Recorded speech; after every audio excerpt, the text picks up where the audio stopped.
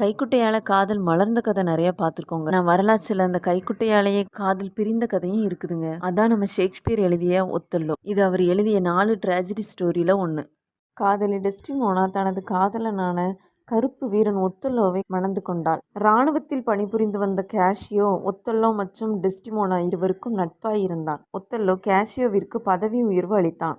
ஆனால் இந்த பதவி உயர்வுக்கு தானே தகுதியானவன் என்று நினைத்திருந்த கொடூர எண்ணம் கொண்ட இயாக்கோ ஒத்தெல்லோவிற்கும் கேஷியோவிற்கும் கருத்து வேறுபாட்டை ஏற்படுத்தி இருவரையும் பழிவாங்க திட்டமிட்டான். ஒரு நாள் கேஷியோவை நிறைய மது அருந்த செய்து படை வீரர்களுடன் வம்புச் சண்டை ஒன்றில் இழுத்து விட்டான். நிதானம் இழந்த கேஷியோவும் சிறிய அளவில் சச்சரவுகள் செய்தான். ஆனால் இந்த பிரச்சனையை பெரிதாக்கி விசாரணைக்காக ஒத்தெல்லோவை வரவழைத்தான்.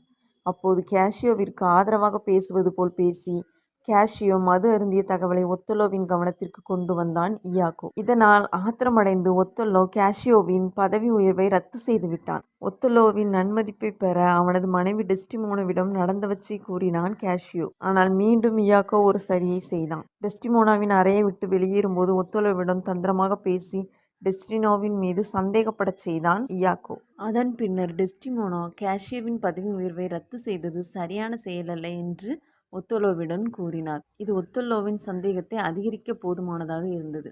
மேலும் டெஸ்டிமோனாவின் கைக்குட்டியை கேஷியோவின் கையில் கிடைக்கச் செய்து அதை ஒத்தெல்லோவின் பார்வையில் படும்படி செய்து ஒத்தெல்லோவின் சந்தேகத்தை வலுப்படுத்தினான். இதனால் ஆத்திரமடைந்த ஒத்தெல்லோ கட்டிலில் படுத்திருந்த டெஸ்டிமோனாவை கொலை செய்து விட்டான். பின்னர் நிகழ்ந்தவை எல்லாமே இயாக்கோவின் சதித்திட்டம் என்பதையும் கேஷியோ மற்றும் டெஸ்டிமோனா இருவருமே குற்றமற்றவர்கள் என்பதையும் தாமதமாகவே அறிந்த ஒத்தெல்லோ தன்னுடைய உடைவாளின் மீது விழுந்து தன்னையும் மாய்த்து கொண்டான். தன்னுயிரையும் மாய்த்து கொண்டான்.